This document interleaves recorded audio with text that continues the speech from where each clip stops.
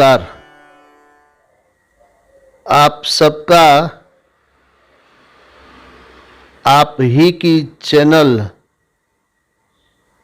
मोरे श्याम में बहुत स्वागत है। कार्तिक मास का महात्म्य, ये महीना भगवान श्री विष्णु को अत्यंत प्रिय महीना है। इस महीने में अत्यंत सरल उपाय से हम युगों युगों का हमारा पाप नष्ट कर सकते हैं। अत्यंत सरल धर्म कर्म से हम सर्व तीर्थों के स्नान का फल प्राप्त कर सकते हैं। अत्यंत सरल धर्म कर्म करने के कारण इस महीने में हम सब यज्ञ का फल भी प्राप्त कर सकते हैं और कई अश्वमेध यज्ञों का फल भी प्राप्त कर सकते हैं। और कुछ धर्म कर्म तो ऐसे हैं कि जिसके पुण्य का वर्णन भगवान स्वयं श्री ब्रह्मा कहते हैं कि मैं नहीं कर सकता, अर्थात उतना बड़ा महान पुण्य मिलता है इस कार्तिक महीने में। इसलिए हम सबको जानना चाहिए ये कार्तिक महीने की इतनी श्रेष्ठता क्यों और कौन कौन से धर्म कर्म के पालन से हम महानतम पुण्य प्राप्त कर सकते हैं। तो इसके लिए भगवान श्री ब्रह्मा के पास चलते हैं। भगवान श्री ब्रह्मा श्री नारद जी से ये कहते हैं कि देखो नारद, 12 महीनों में मार्गशीर्ष महीना अत्यंत पुण्यप्रद है। उससे अधिक पुण्य फल देने वाला नर्मदा के तट पर वैशाख मास ये बताया गया है। उससे भी लाख गुना अधिक पुण्य फल देने वाला प्रयाग में माघ मास बताया गया है। और उससे भी महान फल देने वाला ये कार्तिक महीना है। एक और सब दान, व्रत और नियम तथा दूसरी ओर कार्तिक महीना का केवल स्नान, ध्यान दो इस पॉइंट पर। एक और सब दान, व्रत और नियम, और दूसरी ओर कार्तिक महीना का केवल स्नान तराजू पर रखकर जब ब्रह्मा जी ने तोला तो कार्तिक का ही पलड़ा भारी रहा। ये मैं आपको श्री स्कंद महापुराण से सुना रहा हूं। अब चलिए भगवान श्री शंकर के पास, उनका क्या कहना है। तो एक बार कार्तिकेय के पूछने पर ये मैं आपको श्री पद्म पुराण से सुना रहा हूं। तो एक बार कार्तिकेय ने अपने पिता भगवान श्री शंकर से पूछा कार्तिक मास का महत्व के लिए। तो भगवान श्री शंकर ये बोले, पुत्र, कार्तिक महीने के समान कोई महीना नहीं है। श्री विष्णु से बढ़कर कोई देवता नहीं है। वेद के तुल्य कोई शास्त्र नहीं है। गंगा के समान कोई तीर्थ नहीं है। सतयुग के समान कोई युग नहीं है। दान के समान कोई सुख नहीं है और धर्म के समान कोई मित्र नहीं है। एक और संपूर्ण तीर्थ, समस्त दान, दक्षिणाओं सहित यज्ञ, पुष्कर, कुरुक्षेत्र, हिमालय, अक्रूर तीर्थ, काशी और शुकर क्षेत्र में निवास तथा दूसरी ओर केवल कार्तिक मास हो तो कार्तिक महीना ही भगवान श्री कृष्ण को सर्वदा प्रिय है। आइए अब हम जानते हैं कार्तिक मास में क्या करना चाहिए। तो भगवान श्री ब्रह्मा कहते हैं कि कार्तिक मास में प्रातःकाल स्नान, दीपदान, तुलसी के पौधों को लगाना और सींचना, पृथ्वी पर शयन, ब्रह्मचर्य का पालन,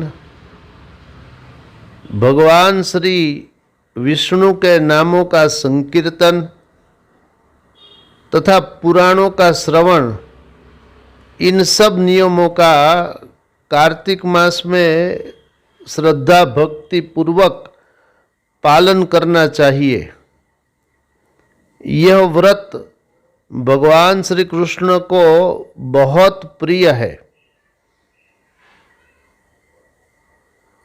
अब जानते हैं कार्तिक मास में क्या नहीं करना चाहिए। तो शास्त्र कहता है कार्तिक मास में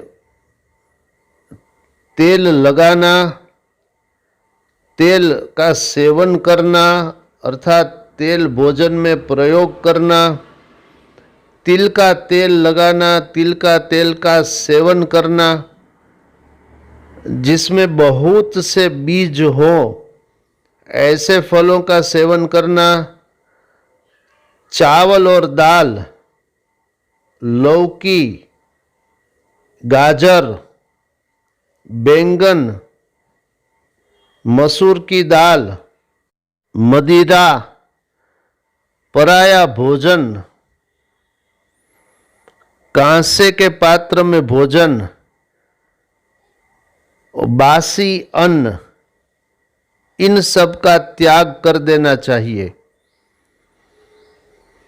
कार्तिक महीने में और बहुत सरल सरल धर्म कर्म के पालन करने से मनुष्य अश्वमेध यज्ञों का फल, युगों युगों के पापों के नाश का फल, सर्व पापों से मुक्त होने का कर्म और कुछ तो ऐसे महानतम फल है जिसके लिए भगवान श्री ब्रह्मा कहते हैं कि मैं ये अमुक, वो बाद में जब हम ये श्रृंखला सुनेंगे कार्तिक मास की, तो फिर इसमें इसका मैं निरूपण करूंगा। अब उसका पुण्य फल सुनिए। वो अमुक धर्म कर्म कार्तिक महीने में करने का फल जिसके लिए ब्रह्मा ये कहते हैं कि हे नारद, ये पुण्य फल का वर्णन सैकड़ों वर्षों में भी नहीं किया जा सकता। अर्थात इतना बड़ा महान पुण्य है। तो हम लोग ये कार्तिक मास की श्रृंखला में ये सब जानेंगे कि तुलसी दल अर्पण करने का फल, नित्य श्रीमद् भगवत गीता का पाठ करने का फल, श्रीमद् भागवत सुनने का फल, उत्तम रस युक्त और घी युक्त भोजन भगवान श्री कृष्ण को अर्पण करने का फल, एक कमल का फूल भगवान श्री कृष्ण को कार्तिक महीने में अर्पण करने का फल, और युगों युगों के पाप नाश करने का धर्म कर्म क्या, ये सारी बातें हम थोड़ा थोड़ा करके अगले प्रवचनों में कार्तिक मास की श्रृंखला में सुनेंगे। आइए अब हम जानते हैं कार्तिक महीने में प्रातः काल के स्नान का नियम अगर कोई मनुष्य पूर्ण कर लेता है तो वह मनुष्य कभी यम यातना को नहीं देखता। ये बहुत बड़ा फल है। यम यातना बड़ी कष्टदायक होती है। अनेकों शास्त्रों में इसका वर्णन है। और एक बार जब श्री युधिष्ठिर ने भगवान श्री कृष्ण से पूछा ये यम मार्ग और यम यातनाओं के संदर्भ में, तो जब भगवान श्री कृष्ण ने पूरा वर्णन किया यमलोक के मार्ग का और नरक आदि की यातनाओं का, वो बड़ा कष्टदायक है। ये श्री महाभारत में आश्वमेधिक पर्व में ये इसका वर्णन है। अवसर आने पर हम बोलेंगे। अभी आप इतना समझ लीजिए कि प्रातः काल सूर्योदय से पहले कार्तिक मास में अवश्य स्नान करें तो कभी यम यातना को नहीं देखना पड़ेगा। इसके फल और भी बहुत है। जैसे मैंने इसी मोरे श्याम चैनल में जब चातुर्मास के संदर्भ में पहला प्रवचन बोला था, चातुर्मास का शास्त्रोक्त महात्म्य, इसमें और डिटेल से सब बोले हैं। ये प्रातःकाल के स्नान का फल, इसकी लिंक मैं ये डिस्क्रिप्शन बॉक्स में डाल दूंगा, आप चाहे तो देख सकते हैं। ये किनके लिए है? अब देखिए, फिर श्री ब्रह्मा कहते हैं ये स्नान कार्तिक महीने में सूर्योदय से पहले स्नान सभी को करना चाहिए। क्यों करना चाहिए? अब देखो, इसका भी उत्तर शास्त्र ने दिया है। मैं आपको वो भगवान श्री ब्रह्मा ने नारद जी से बोला वो सुना रहा हूँ, उसका सार। तो ब्रह्मा ये बोले कि सूर्य भक्त, गणेश भक्त, शक्ति के उपासक, भगवान शंकर के भक्त और भगवान श्री विष्णु के भक्त, ये सभी को, अर्थात सूर्य के, गणेश के, शक्ति के, शिव के और विष्णु के, इन सभी के भक्तों को सब पापों का निवारण करने के लिए कार्तिक स्नान अवश्य करना चाहिए। देखिए, केवल कार्तिक महीने का स्नान का ये फल कि सभी के सब पापों का निवारण हो जाता है। इसलिए भगवान श्री ब्रह्मा बोले, कार्तिक महीने में जो कुछ भी दान दिया जाता है, जो कुछ भी धर्म कर्म किया जाता है, जो कुछ भी तप किया जाता है, वह सब सर्वशक्तिमान भगवान विष्णु ने अक्षय फल देने वाला बताया है। अर्थात भगवान को उद्देश्य करके मनुष्य कार्तिक महीने में जो कुछ धर्म कर्म करता है, दान देता है, वह सब अक्षय रूप में उसे प्राप्त करता है। इसलिए कार्तिक महीने में अन्नदान अवश्य करना चाहिए। और ब्रह्मा कहते हैं, हे नारद, यह मनुष्य शरीर दुर्लभ है। इसको पाकर मनुष्य अपने को इस प्रकार कर्म करे कि उसे पुनः नीचे न गिरना पड़े। ये कार्तिक महीना पुण्यतम और पावन पदार्थों में सबसे अधिक पावन है और भगवान श्री कृष्ण को यह सदा प्रिय है। ये कार्तिक महीने की आगे वाली श्रृंखलाओं में हम थोड़ा थोड़ा करके एक एक विषय को लेंगे। जैसे तुलसी जी है, जैसे दीपदान है, जैसे अन्नदान है, जैसे प्रातःकाल का स्नान है। इन सब का और अन्य धर्म कर्मों का इतना बड़ा महानतम फल है।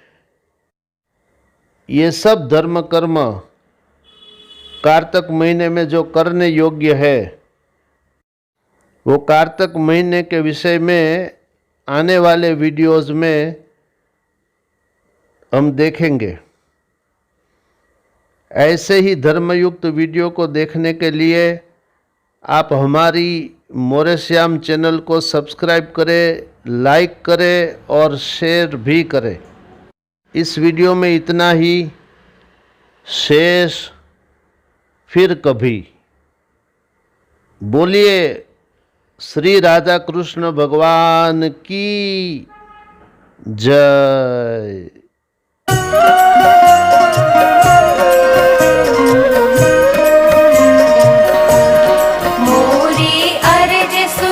श्री राधे राधे अर्ज सुनो, श्री राधे राधा रानी सुनो, राधा रानी सुनो। मोहे श्याम से तू मिलवा दे, मोरा जन्म सफल करवा दे, राधा रानी।